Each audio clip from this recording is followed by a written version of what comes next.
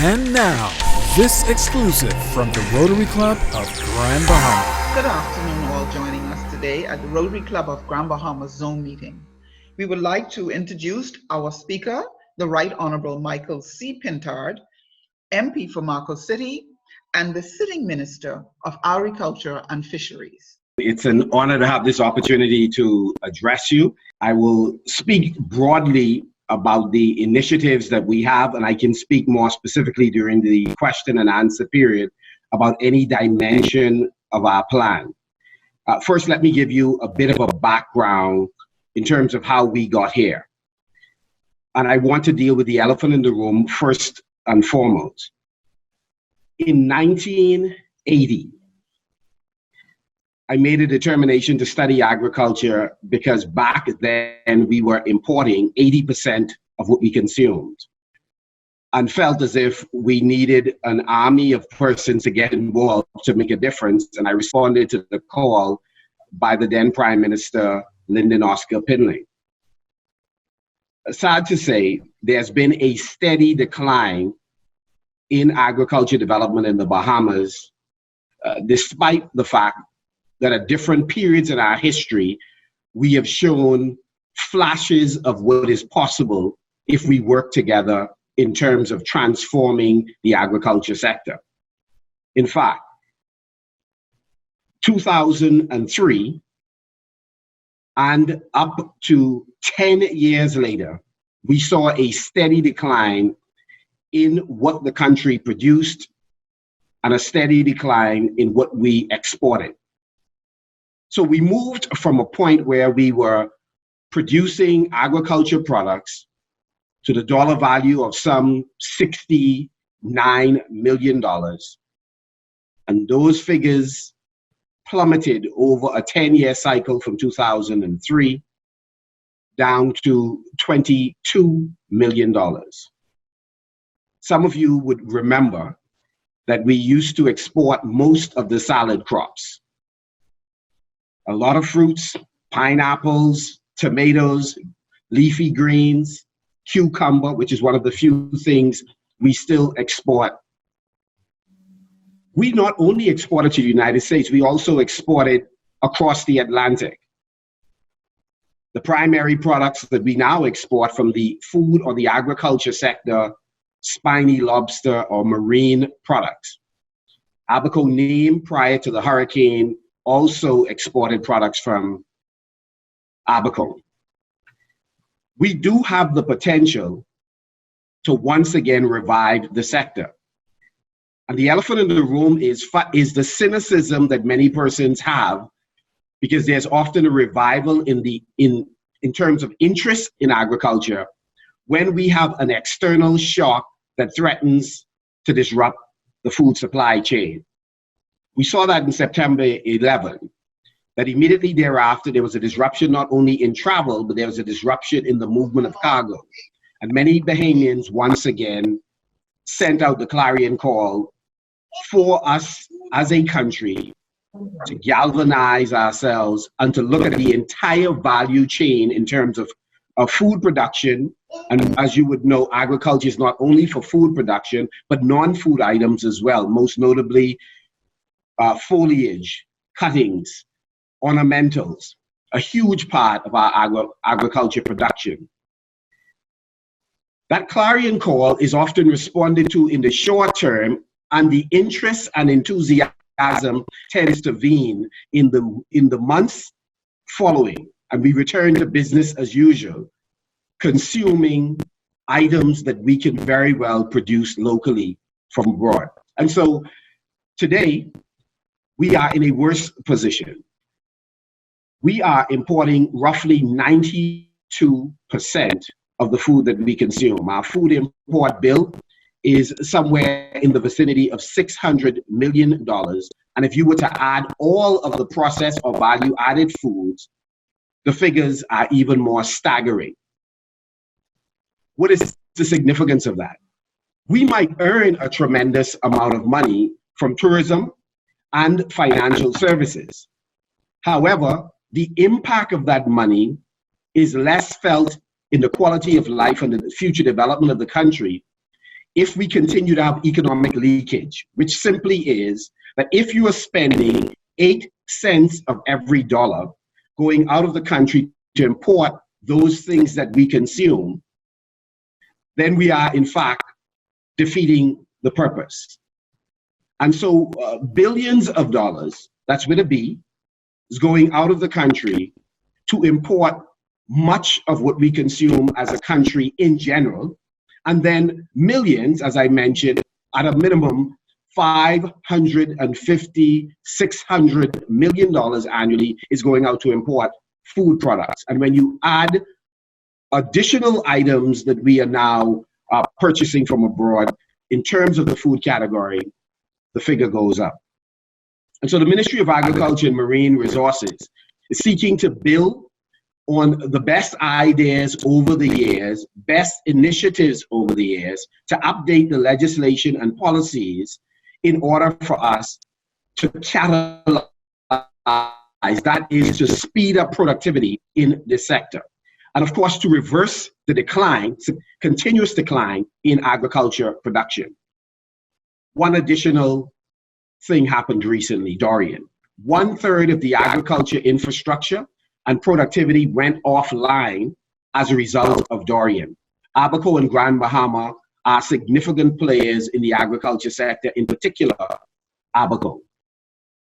However, what we have sought to do, particularly over the last year and a half, is to plug the gaps along the value chain. That is, from the point of cultivation to the time the food gets to your table, from the time the livestock leaves the field to the time it gets to the table.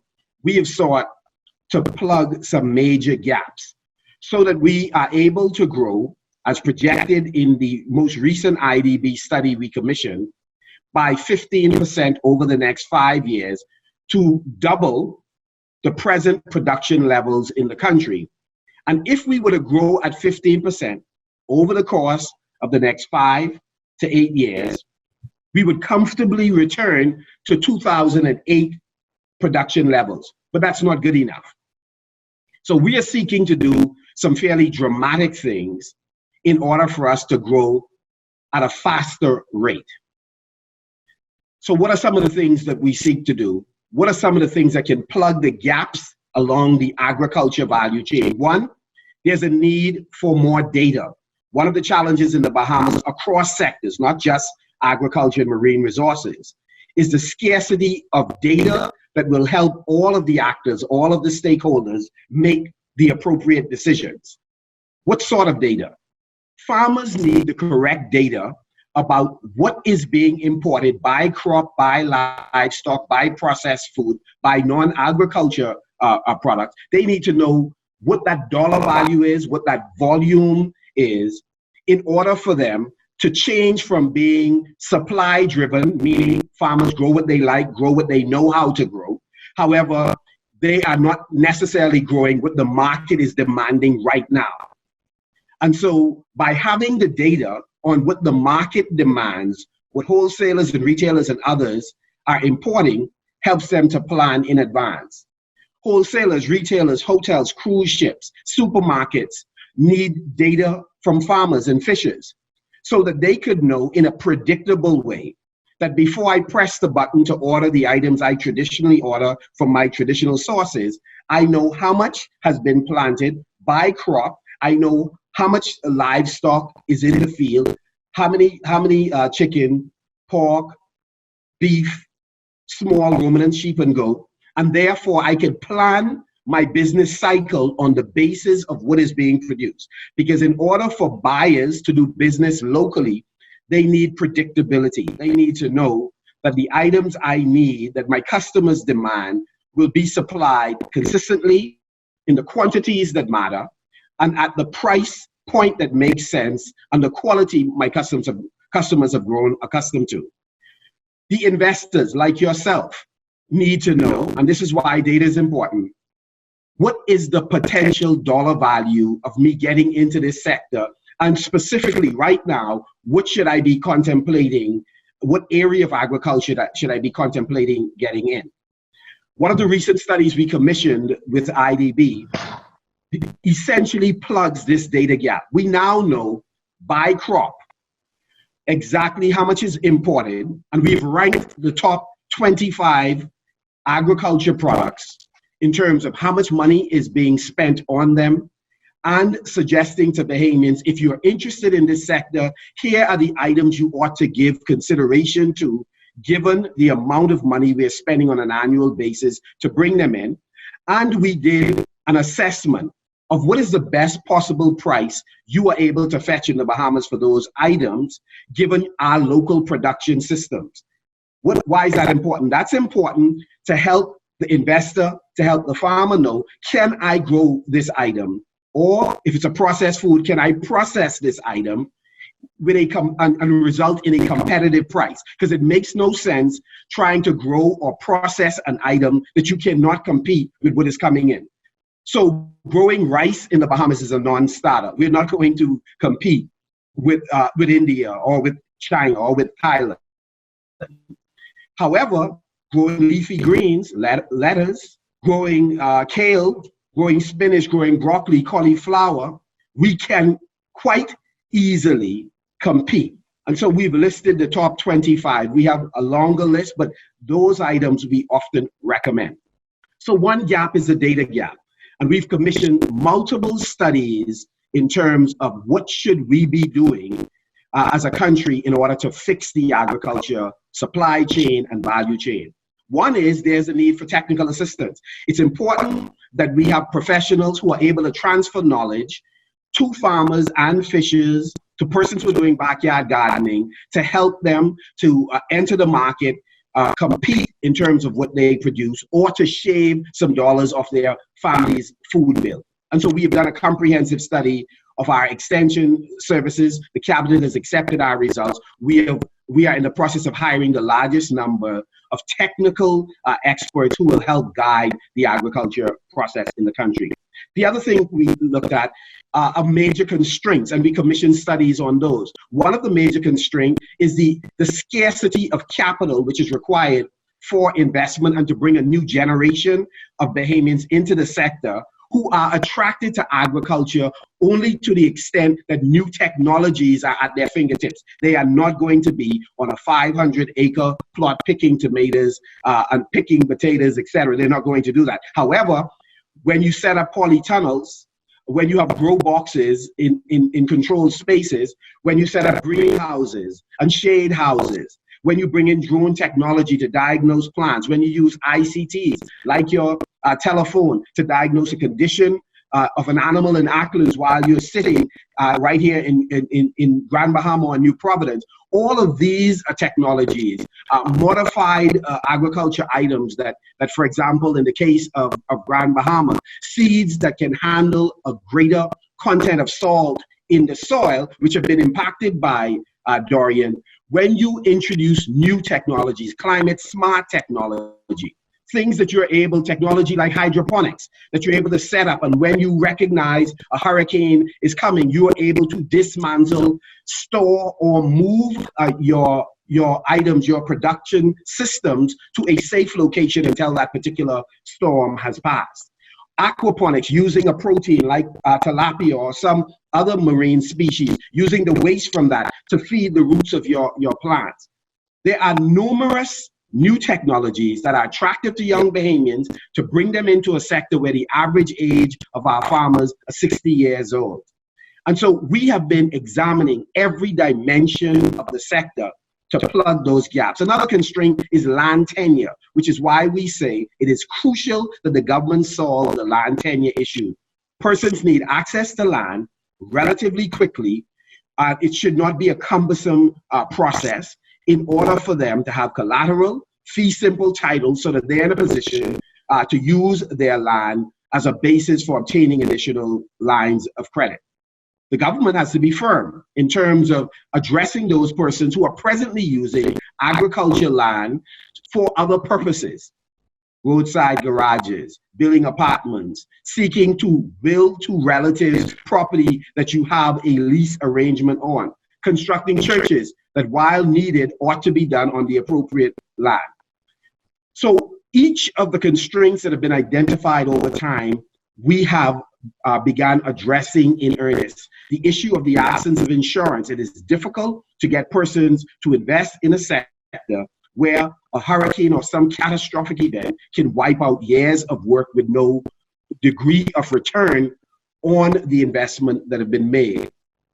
And so we are now faced with a marvelous opportunity against the backdrop of a horrible pandemic. Once again, the nation's attention is trained on agriculture and marine resources, and therefore we are encouraging farmers to become more productive, to increase their production. In order for them to do so, they need land clearing, which is why we're embarking on the largest land clearing exercise seen in the last 20 years. We've allocated more than $1 million, assisting farmers throughout the Commonwealth of the Bahamas in clearing and preparing their land for cultivation, for livestock, or to put a greenhouse or a shade house down. In Grand Bahama, the clearing has already commenced. Some of those farmers would not have been able to afford it. We ordinarily have a 50-50 arrangement where the farmer pays 50% and the government pays the other 50%. We have waived that and we're paying 100% to get them going. Secondly, we're investing in hydroponic systems of differing types. One type we're ordering from a company in the United States who is already working with several farmers here in the Bahamas. Mr. Kelly, of course, Glenn Kelly in South Abaco, Mike Lightburn in Eleuthera. We had the good fortune of learning of the system through what they're doing, and we have now start to order 1,000 of the systems. We are also ordering local materials where we will construct the systems, because we do have expertise in the country that have the ability to construct hydroponic setups. And so we're excited about what hydroponics is going to mean. It is simply using liquid nutrients to feed plants that will grow in a safe environment, often disease-free, depending on where you are locating these systems. The rule of thumb is 1 acre of hydroponic farming, normally vertical farming, is the equivalent of 10 acres of open field agriculture. So you can use a smaller space for a larger yield in a safer environment, using a fraction of the water you would use outside. The rule of thumb is 5 to 10% of water you use in open fields you will use in a hydroponic system. You could set it up in your backyard. You could set it up in a room in your house. We just advise it is not the appropriate time to grow medicinal marijuana. And then, of course, you have aquaponics. And so aquaponics is the use of fish, again, to grow plants.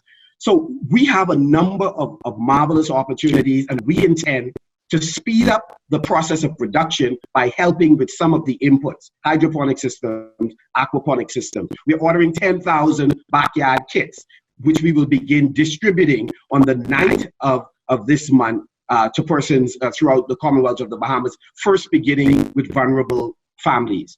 We also believe that in less than 3 years, we can be self-sufficient in egg production. We have one of the highest consumption per capita of egg as well as poultry. And so we are increasing the amount of layer birds we bring in. We're in the process of bringing in 5,000 from the US, 2,000 are being purchased locally. We're ordering another 7,000 layer birds. We're now talking with the largest producer in the Caribbean, and we hope to have them on shore by the end of May, not later than the second week of June. Our goal is to get up to, at least over the course of the next year and a half, 100,000 layer birds in the Commonwealth of the Bahamas.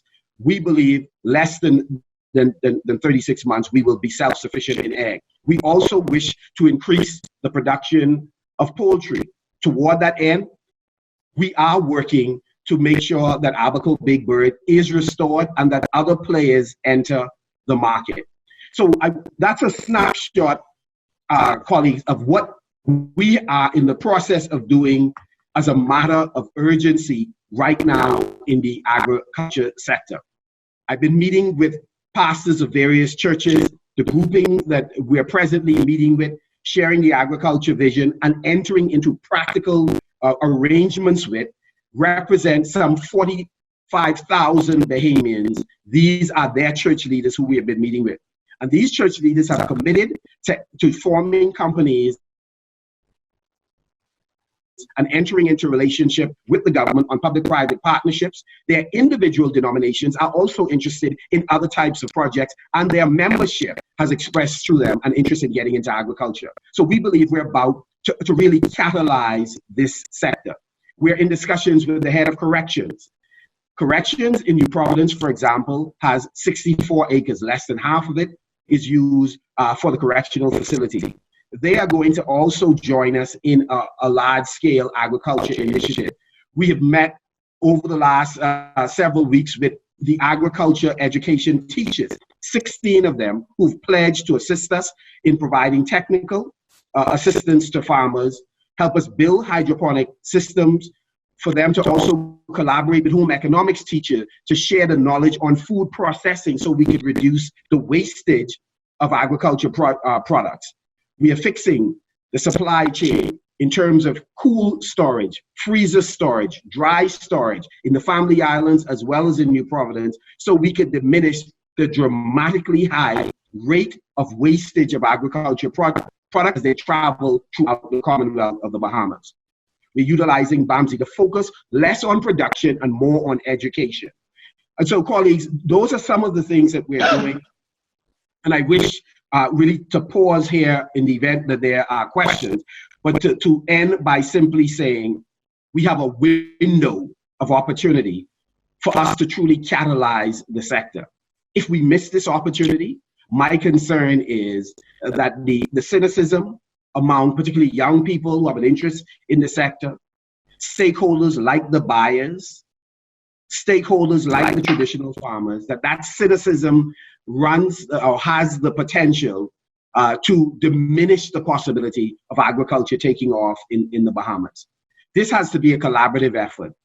Bahamians cannot be xenophobic. We ought to invite into the Bahamas major agriculture producers from overseas, so that foreign direct investment in the sector can also assist us in terms of becoming a net exporter rather than importer. We can set up guidelines so that a big player out of South Carolina, Indiana, North Carolina incidentally has an $87 billion with a B dollar agriculture industry. Setting up companies here, we can restrict their ability to supply the domestic market, but can go ahead and supply Latin America and the Caribbean and even the US with products that they are able to produce more cost effectively than us. We need local investors to have the red carpet rolled out to them, which is why in this coming budget, we will have an increased amount of resources to enter into loan arrangements with Bahamians to help them jumpstart their business. And so I'm excited about the possibility. I'm not in any way daunted by pessimism expressed that we're going to travel the same road as we have over the last 20 years. I am confident that the collective will and brilliance of Bahamians will enable us to create greater productivity in this sector. It is better that we consume what we know and grow what we know. Let's support the 242. Let's support the Bahamas. Let's support Bahamian food processors. Let's support Bahamian agriculturalists and fishers. Wow. Thank you so very much, Ms. Yes, that's a lot. This exclusive was brought to you by the Rotary Club of Grand Bahama.